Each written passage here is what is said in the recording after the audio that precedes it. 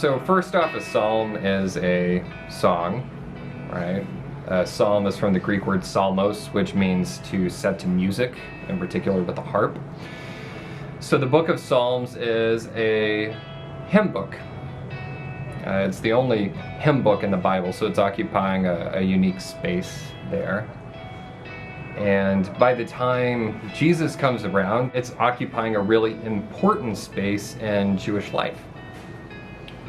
And we know that for no other reason because he's always quoting them all the time, including, according to 2 out of 4 of the Gospels, with his final breath on the cross, Psalm 22, which comes right up against Psalm 23 that we all know and love, right? And I think that juxtaposition, that articulates what actually sets the Psalms apart. They give us the full spectrum of human emotion. They let us know what faith feels like. And they don't hold anything back. Collectively, they give us everything from, the days where the sun is shining and the highest peaks, and they're coming right up against, these cries for vengeance. They're gonna make George Martin and Robert Kirkman flinch.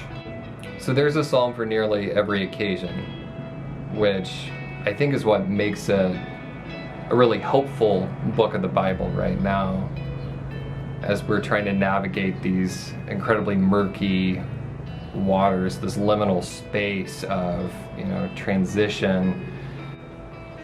So there are a bunch of different ways you can categorize the different psalms. I've seen lists with 5 different kinds of psalms, 7 different kinds of psalms, 8 different kinds of psalms.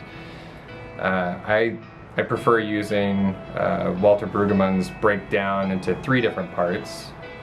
And the first kind of psalms that he uses is psalms of orientation. And these are going to be your doxologies, your psalms of praise, and glory to God in the highest. And there's a lot of talk about the wonders of creation and God's provision, and there's always this assurance of God's faithfulness. My favorite one of these is Psalm 104, that basically enumerates every single element on planet Earth, everything from snow-capped mountains to the stars in the sky, to there go the gazelle, and children are laughing over here, and then I can smell bread baking, and then there's this bit toward the end where it says, yonder is the sea, great and wide, full of creeping things within it. And then there is Leviathan, that you made to sport in it. And then ends with, may the glory of the Lord endure forever. It's as if, we never left the Garden of Eden. And life is predictable and beautiful and beautifully predictable. Maybe that's where some of us are right now. That we are full of joy. Or we want more joy. We're grasping for it. But on the other hand, for some of us, that kind of joy is gonna read as obnoxious,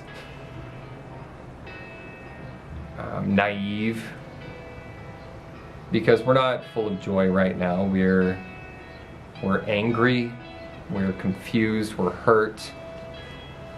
We don't feel the stable ground underneath our feet. We feel like the world's been pulled out from under us. We're exhausted. And so we're going to be talking about Psalms of disorientation next week.